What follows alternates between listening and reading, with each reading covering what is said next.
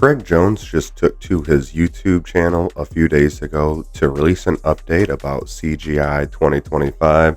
For those of you who haven't seen his CJI series on YouTube, I would highly recommend getting over there to check those videos out. They're absolutely hilarious, and they actually weave an overall story about the CJI Invitational event, why he's doing it, some of the fallout and backlash that's happened.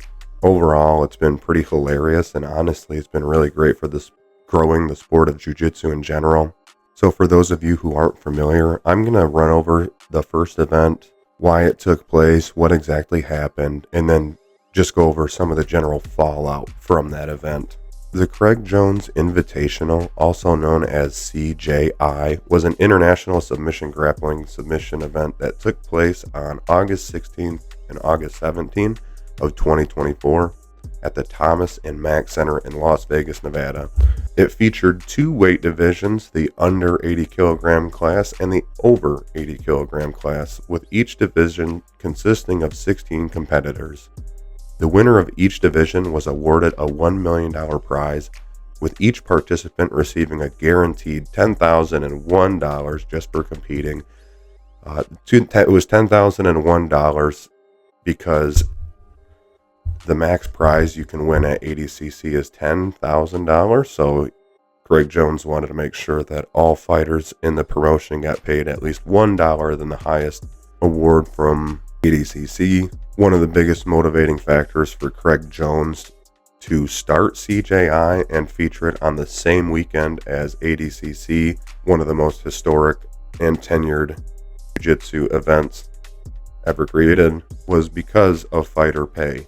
80cc has grown in size year over year and has become a very large and popular event, but fighter pay has remained stagnant, and the $10,000 payout hasn't changed over the life of the event. 80cc argues that they spend all of their money on production, and the pay that the competitors receive is the boost to their name and likeness. So they become famous and can therefore monetize that. They focus all their money on production and growing their event to make it more prestigious, and therefore growing the fighter platform in their names as well. So everybody knows Gordon Ryan. He's one of the most famous jiu-jitsu artists in the world right now. One of the biggest reasons he became such a household name is by dominating this tournament. Anyways, back to CJI. The tournament used a unique rule set, including a karate combat style pit with angled walls to encourage the continuous action. Matches were structured with 3 5-minute rounds scored on a 10-point must system, focusing on initiating action and aggressive play. I think the intention here was to make it a familiar thing for MMA fans in general, to attract more people to the sport of jiu-jitsu, to make it more watchable, because a lot of other rule sets have a lot of issues with stalling, people not looking for finishes. So making the matches shorter, giving them a 10-point system, it encouraged more aggressive fights, which was pretty exciting. I liked it a lot. I really love the format of that, and I think they're onto something with that. Some of the more notable matchups that came from CJI included a match between Craig Jones and Gabby Garcia, which was both entertaining and historic due to its intergender nature. Jones won by submission with a rear naked choke. Craig Jones has said he will be competing again next year, but it will not be against a female opponent this time. He joked that the person he will be competing against does have feminine features, which was hilarious. Again, if you haven't seen his updated video, I recommend getting over to his YouTube channel to check that out. The winner of the under 80 kilogram bracket was Cade Rutolo. He showcased his prowess by defeating Andrew Tackett in what was described as one of the best matches of the tournament. And Nicky Rod dominated his way to a victory in the over 80 kilogram bracket, securing a rear naked choke victory against Felipe Andrew, earning his $1 million prize. Overall, the impact that it's had on the grappling community has been in the area of competitor pay. One of the primary motivations for CJI was to address the dissatisfaction with athlete pay at the Abu Dhabi Combat Club, ADCC. Jones aimed to set a new standard by offering significantly higher payouts. The event was also streamed live on YouTube for free, leading to over 100,000 concurrent views on both days, making it one of the most watched grappling events ever. Part of the event's proceeds were directed towards charity, emphasizing Jones' commitment to not only the sport but also to social responsibility. The overall fallout included a feud with the ADCC. By scheduling CJI on the same weekend as ADCC, Jones directly challenged the establishment tournament, leading to a notable feud. This included Jones receiving death threats from ADCC organizers, highlighting the tension between the two events. The CJI was lauded for its high-energy matches, innovative format, and the substantial prize money, with some suggesting it might have set a new benchmark for future tournaments.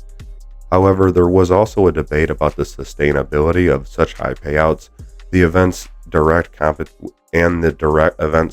competition with ADCC. One has to wonder if it'll be on the same weekend at the same time again. Jones has announced his plans for a second edition of CJI in 2025 with a team-based format, suggesting a shift from individual to team competitions. He also hinted at involving Gordon Ryan's team, indicating an ongoing rivalry, but also a potential collaboration with Gordon Ryan, which could just be fascinating, given their current feud with each other. It's hard to imagine them collaborating, but at the end of it, there's a carrot for both of them to collect, so it does make sense. Craig Jones has also commented that the money this time around will be a loan, whereas last time it was considered a gift. So I think that the second CJI event will tell us a lot about the sustainability of this event going forward. I, for one, really hope that it sticks around. To be honest, it would be better if they found a different weekend so they weren't directly competing with ADCC. Maybe that is something they'll do in the future when ADCC changes their pay structure, which is something that they have publicly contemplated and mulled over. So we will see what comes of that. If things change, if they don't change, I can imagine Craig Jones is going to keep it on the same weekend, him being the spiteful and hilarious personality that he is. So that's the gist of it. If you guys were not caught up, hopefully now you are. If you enjoyed today's breakdown of the CJI event, please like the video. And if you're a fan of combat sports in general, please subscribe to the channel. We cover a broad range of topics, and we'd love to have you there. Before I go, I got just one question. Do you think that CJI was good for the sport? Yes or no? And tell me why. Leave it down in the comment section below. And we'll see you next time, fight fans. Thanks for tuning in. Hey, fight fans, if you're as passionate about MMA, the UFC, and all things Brazilian Jiu-Jitsu as we are, you're in the right place. Here on the Fight Files, we dive deep into fight breakdowns, the latest news, and everything you need to know about the fight game. So don't miss out on the action. Hit that like button to support the channel, and smash the subscribe button so you never miss a beat. Turn on the notifications and join our fight family. Let's keep the conversation going.